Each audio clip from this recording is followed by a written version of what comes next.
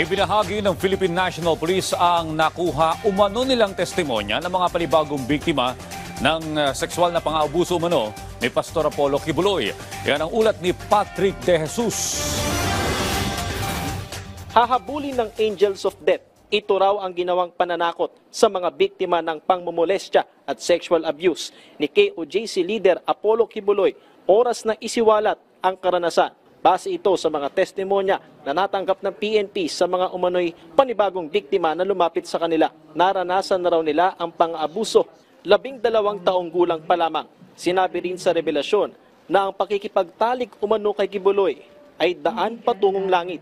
Ang sinasabi, di umano, again, these are all allegations.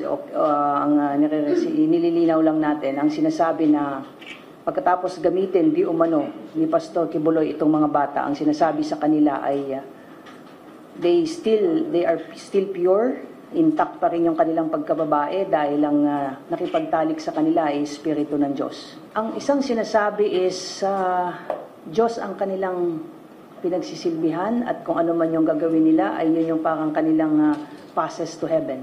Hindi isa, hindi dalawa, kundi makailang beses daw ginawa ang pang-abuso at may schedule kada biktima.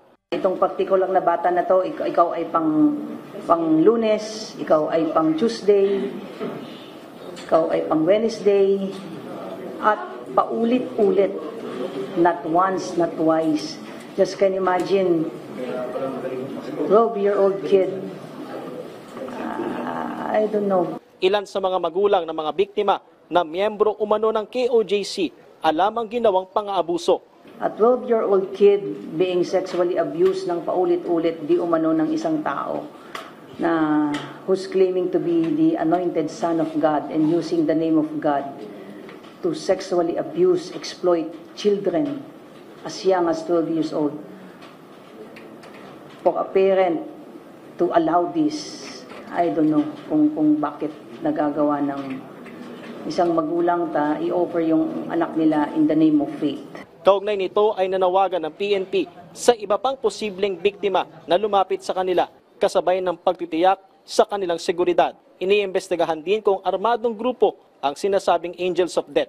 Bumisita kanina sa PNP Custodial Center ang legal team ni Kibuloy kung saan siya nakakulong. Naitanong ng media ang mga panibagong alegasyon. Giit ng abogado ni Kibuloy, may tuturing pa ring inosente ang pastor hanggat walang napapatunayan. Kung may mga bago, I'm sure planted yung lahat yun, kung yun, mga manufactured yan, but let them prove their case kasi the accused is presumed innocent. Allegation is not equivalent to guilt. Sa pagkakilala rin daw ni Tolentino, hindi magagawa ni Kibuloy ang mga akusasyong ibinabato sa kanya.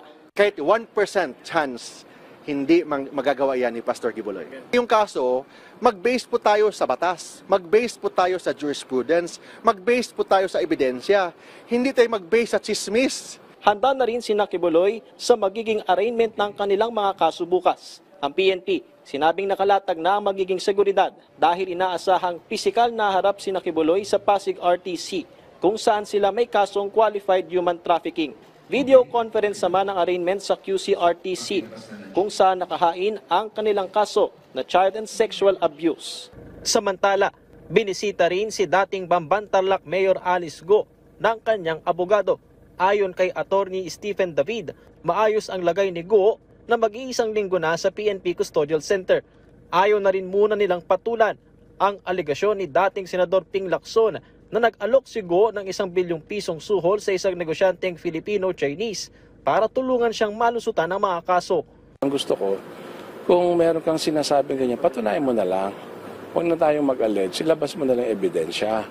Patrick De Jesus para sa Pambansang TV sa Bagong Pilipinas.